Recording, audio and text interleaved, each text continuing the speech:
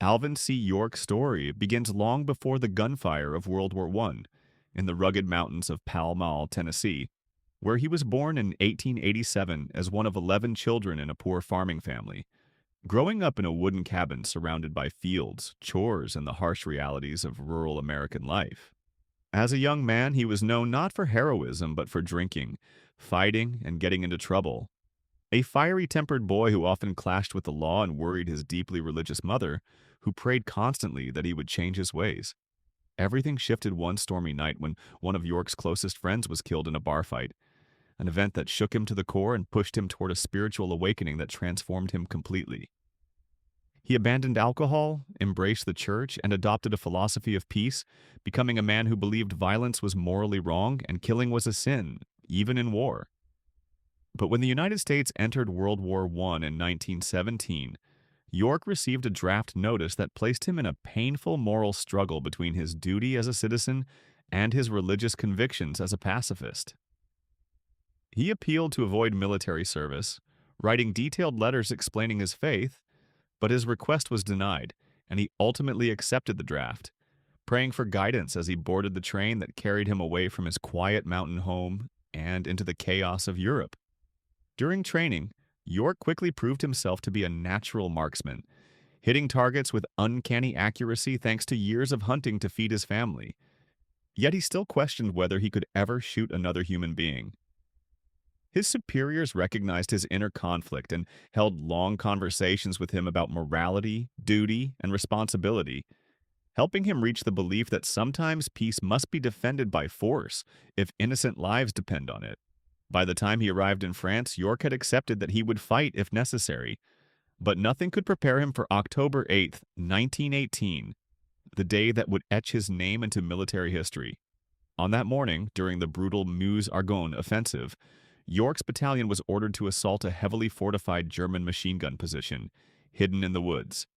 The moment the attack began, German guns opened fire, cutting down officers and soldiers within seconds, leaving the surviving Americans confused, leaderless, and pinned to the ground. York, now the highest-ranking soldier left able to fight, crawled through mud and fallen leaves under a storm of bullets that chewed the earth around him, using terrain and instinct to stay hidden as he inched closer to the machine gun nests.